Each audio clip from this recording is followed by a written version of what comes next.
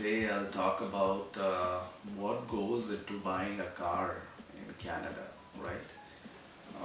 Because I had to research a lot, right, when I was planning to buy. Um, and a lot of personal circumstances, situations also matter, also the market conditions. So one has to think or plan or research a lot before making a decision. And it so happens that sometimes you buy a house and you have so much time and you have to finalize the car. It's a fun time, or I would say it's not really fun what goes into the planning sessions, right? So two things. One is the used car world and the new car world, right? So I'll talk about what was relevant during my time or this year. The demand, what do you call it? Not the demand. There was a shortage in supply, right, of the cars or the parts or whatever, right? So the new cars, if you're gonna book new cars, then you're not gonna get it until 2 months, 4 months, 6 months, even a year, right? And and that too, they said that if there are changes in the market conditions, and if it goes into the next year, and you'll be automatically upgraded to the new model, right? And you don't have a choice. You have to go to the new model and you have to pay the difference amount. So that's something that I did not like. But my constraint was the waiting period. That was something which I didn't have the luxury. And so you can go for the used cars or new cars, right? So new cars typically have waiting times here because of the supply shortage, and then used car, you just go, you do a test drive, and then the car is yours, right? Um, so you can go with financing options, or you can pay the full amount and take home your car, right? So so what goes into buying a car, right? Again, it's all very personal choices, whether you want to buy a sedan, an SUV, or high end, right? Some people do like or are into cars a lot. So for them, it's a different story, right? You can go for the high end cars, but as a family car, a budget car, or for a day to day, right? You have certain category of cars that typically people go for. Um, for winters, considering winters, it's better to go with the SUV, but again, it's a personal choice. You'll have better control of driving in the snow, and then there's the other factor, which is the all-wheel drive, front-wheel drive, right? Again, if you go for all-wheel drive, it's a little more expensive. Front-wheel drive, not so expensive. But if you have winter tires, they say that it's okay. It doesn't matter. It's one and the same thing.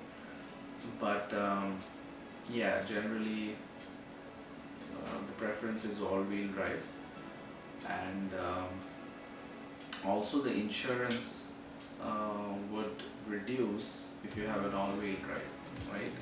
So that's another thing. So there is a reason to reduce it, right? So that means it is helpful. Um, so that's another factor, another thing to consider. And in terms of the insurance, right? So insurance, you can shop around. There are many insurance companies, even the banks provide insurance, and if you package it with your home insurance, then it gets cheaper. That's what everyone does usually. And yeah, in insurance they ask you what everything details about the car, and then based on that and the package you select, the premium amount is calculated, right? So insurance, it's a different um, topic altogether. There's a lot of things that you need to consider. So you can call their customer care, if you have their agent, then they'll explain to you, right, based on like what package that you want to select, right? Mm, so major things in terms of insurance is, yeah, they ask this point as well, that whether you're going to change uh, to winter tires during winter. If you say yes, then the insurance premium is calculated accordingly. Um, and then you can have the extended warranty as well, comprehensive package as well. A lot of things are covered, right? The service, the first service is free, things like that, right? And then what else with regards to, yeah, before the purchase of the car, you need to have the insurance purchased. So they won't hand over the keys until you show them that you have bought the insurance. So it has it's a legal requirement. So you need to purchase the insurance before you buy the car, right? And so another important aspect before finalizing a car is you need to check something called as a Carfax report. So that's available to the public domain. So you can check it. It tells you the history of the car, right? If you're buying a used car, then the Carfax report will tell you when it was purchased, what was the servicing done, when was the servicing done, what was the servicing about, right? And if there are any accidents or major repairs recorded on the car, right, it will tell you that. So it's a good report to see. And also the kilometers run, right, for the used car, you need to consider how many kilometers it's run.